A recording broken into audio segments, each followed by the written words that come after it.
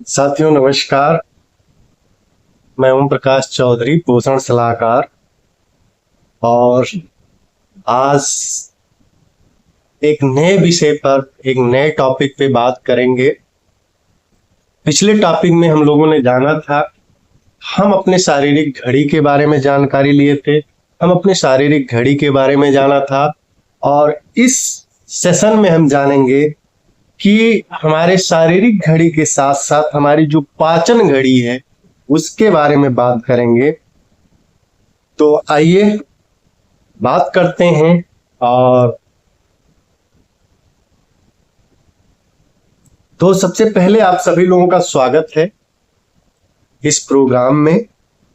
और हम बात करेंगे, जैसा कि हम अपनी आंतरिक घड़ी और उसकी कार्यप्रणाली के बारे में समझ चुके हैं, इसके पहले जैसे कि हम लोग बात कर चुके हैं, तो अपने हम आंतरिक घड़ी की कार्यप्रणाली और उसके बारे में समझ चुके हैं। तो आइए अब इसका उपयोग कब खाना है इस पर ध्यान देकर अपने स्वास्थ्य को अनुकूलित करने के लिए करें। अब हम अपने स्वास्थ्य को कैसे बेहतर बना सकते हैं, करें। अभी तक हम लोगों ने आंतरिक घड़ी के बारे में जाना कि कैसे ये हमारी शारीरिक घड़ी है, जैसे वो काम करती है वैसे उसका फंक्शनिंग होता है। अब ये जानने की कोशिश करते हैं कि कैसे आप खा रहे हैं कि वह आपके स्वास्थ्य को प्रभावित कर सकता है, या कैसे आप अपने स्वास्थ्य को सुधार सकते हैं। हो सकता है सुधार सकते हैं। इसको आप ऑप्टिमाइज कर सकते हैं कि आप कब खा रहे हैं। अगर आप वो आपकी शारीरिक घड़ी के अनुसार एक साथ हो जाए कि वो कैसे आपके स्वास्थ्य को प्रभावित कर सकते हैं और कैसे अलग अलग प्रकार से आपको स्वास्थ्य लाभ दे सकते हैं, तो यह बहुत अच्छा हो सकता है आपके स्वास्थ्य के लिए। तो कब खाना चाहिए, इस पे बात करते हैं हम लोग। जब हम बात करते हैं कि कब खाना चाहिए, तो हो गया हमारा भोजन घड़ी। यानी अभी तक हम लोगों ने शारीरिक घड़ी के बारे में जाना है, अब हम जानेंगे भोजन की घड़ी। हमारे शरीर की घड़ी के अनुसार से जब हम खाना खा रहे हैं तो वो हो गया हमारा भोजन घड़ी। जैसे कि पशु पक्षी वो रात में नहीं खाते हैं, वो सुबह उठते हैं तभी उनके खाने का जो एक सिलसिला है वो शुरू होता है। उसी प्रकार से शारीरिक घड़ी जब सोकर उठ रही है, हमारा शरीर उसके हिसाब से जब हम खा रहे हैं, जब हमारा शरीर सोने की तरफ जा रहा है, उस समय हम खाना बंद कर रहे हैं। अगर यह सिंक है, इस तरीके से हो रहा है, तो यह हुई हमारी भोजन घड़ी। भोजन घड़ी में भी दो चीजें मायने रखती हैं कि भोजन के प्रकार, क्या आप खा रहे हैं, कब खा रहे हैं, साथ साथ आप क्या खा रहे हैं, यह भी महत्वपूर्ण है। टाइप ऑफ फूड और टाइम ऑफ फूड, यानी क्या आप खा रहे हैं और कब खा रहे हैं, यह बहुत महत्वपूर्ण है। ठीक। शारीरिक घड़ी के साथ भोजन के प्रकार के बारे में हम लोग जानते हैं। जब हम बात कर रहे हैं कि किस प्रकार का खाना होना चाहिए, उसका क्या कंपोजिशन, संगठन होना चाहिए, इसमें एक साधारण सा उदाहरण यह है यह निश्चित ही एक स्वास्थ्यवर्धक कॉम्बिनेशन संयोजन। आप देखें, फैट, प्रोटीन, ठीक है, आप इसमें स्लाइड में देख रहे हो, सुबह के समय जो दिख रहा है, protein, fat, carbs, complex carb. एक अच्छा सलाद बनाएं जिससे एक अच्छा प्रोटीन सोर्स हो, उसके अंदर स्प्राउट डाल रहे हो, आप उसमें हेल्दी फैट डाल रहे हैं, उसके अंदर कॉम्प्लेक्स कार्ब मौजूद है। अगर आप इसे सुबह में खा रहे हैं, या दिन में खा रहे हैं तो क्या हो रहा है, आपका शरीर उससे अच्छी तरीके से इस्तेमाल कर रहा है, आपका शरीर उससे अच्छी तरीके से यूटिलाइज कर रहा है। अगर आप उसको देर रात खाएंगे, मान लिया जा सोने के ठीक पहले आप खा रहे हैं, आप उसमें आधा घंटे का भी अंतर नहीं रख पा रहे हैं, आधा घंटे की भी गैपिंग नहीं रख पा रहे हैं, तो क्या होगा, शरीर की घड़ी आपको कुछ संकेत देगी, शरीर की घड़ी आपको कुछ इशारा देगी। कुछ लोगों को वही प्रोटीन सेम जैसे जो आप खाएं, हो सकता है कुछ लोगों को वही प्रोटीन का सोर्सेज जैसे किसी प्रकार का दाल हो गया हो, आप उसको खाएंगे तो कई लोगों को गैस की प्रॉब्लम होती है, कई लोगों को गुड़गुड़ाहट होने लगती है, क्योंकि आपने अपने उस शरीर की घड़ी के अनुसार समय नहीं दिया है, उस शरीर की घड़ी के अनुसार समय से नहीं खाया है, आपने उस घड़ी के अनुसार खाना नहीं खाया है, और वो शरीर की घड़ी के संकेत हैं। किसी भी प्रकार का गुड या बैड फैट आप खा रहे हैं, वो बहुत ही कॉन्सेंट्रेट, उसके अंदर बहुत ज्यादा मात्रा में ऊर्जा होती है, वो क्या होगा, आपको हेल्दी फैट देगा, लेकिन क्या होगा, साथ ही साथ उसको अगर सुबह खा रहे हैं तो मेटाबॉलाइज कर लेगा, तय कर लेगा, अच्छी तरीके से उसे मेटाबॉलाइज हो जाता है वो, तो क्या होगा, वो आपके शरीर में फैट बनकर स्टोर नहीं होगा। लेकिन अगर आप सोने से ठीक पहले खाएंगे तो वो हैवी फैट आपके शरीर को कहीं ना कहीं नुकसान पहुंचा देगा। क्यों? क्योंकि आपने अपने शरीर को वो समय नहीं दिया कि वो उस फैट को मेटाबॉलाइज कर सके, उसको अच्छे कामों के लिए इस्तेमाल कर सके। आप खाने के ठीक बाद सो गए, अब क्या हुआ, जो फैट था इस्तेमाल नहीं हो पाया और वो हमारे शरीर में जाकर के स्टोर हो गया। एक ही प्रकार का खाना है, अगर आप अपनी शारीरिक घड़ी के अनुसार नहीं खाएंगे तो आपका शरीर कुछ संकेत दे सकता है कि यह खाना मैं अच्छे से उपयोग नहीं कर पा रहा हूं, या उसके कुछ नुकसान हो सकते हैं, या यह खाना मैं अच्छे से नहीं पचा पा रहा हूं, या ये खाना मैं मेटाबॉलाइज नहीं कर पा रहा हूं। यह आपके शरीर की भोजन घड़ी आपको इशारा करती, आपको संकेत देती। सुबह का पोषण, और आइए हम लोग बात कर रहे हैं समय की। हम लोगों ने देखा भोजन घड़ी का दो भाग है, पहला आप क्या खा रहे हैं और कब खा रहे हैं, कब खा रहे हैं बात करेंगे। सुबह की कॉन्टेंस प्रसंग, जब हम सुबह में खाना खा रहे हैं, वो हमारा पहलू हो गया है कि हम कब खा रहे हैं।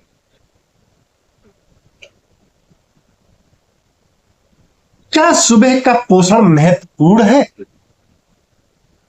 ये समझने के लिए कि सुबह का पोषण के लिए जो सबसे जो भोजन देते हैं वो कितना महत्वपूर्ण है, आइए उसको समझने के लिए पहले हम देखते हैं कि हमारे शरीर की घड़ी के अनुसार हमारे शरीर में ऐसी कौन कौन सी प्रक्रियाएं होती हैं।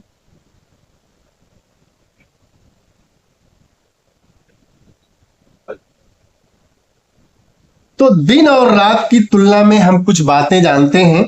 ऐसी कौन सी प्रक्रियाएं हमारे शरीर में रात में होती हैं जिसकी वजह से सुबह में अगर सुबह सुबह अपने शरीर को पोषण दे तो उसके कुछ अच्छे फायदे हो सकते हैं। तो हम यहाँ पर जो है तुलना कंपैरिजन करेंगे दिन और रात में। रात में हमारे शरीर में ऐसी कौन कौन सी प्रक्रियाएं होती हैं, कौन कौन से रिएक्शन होते हैं, कौन कौन से रिस्पॉन्स होती हैं, जिसकी वजह से दिन में या सुबह सुबह का पोषण लेना महत्वपूर्ण हो जाता है। तो यह आपके सामने कुछ टर्म्स हैं, जैसे मेटाबॉलिज्म, चयापचय। हमारे शरीर के अंदर भी एक प्रकार का बैक्टीरिया होता है जिन्हें हम गट बैक्टीरिया बोलते हैं। जिन्हें हम आंत के कीटाणु बोलते हैं। ये एक हार्मोन होता है इंसुलिन, और एक माइक्रोन्यूट्रिएंट होता है जिसके बारे में बहुत लोग जानते हैं। वह है प्रोटीन।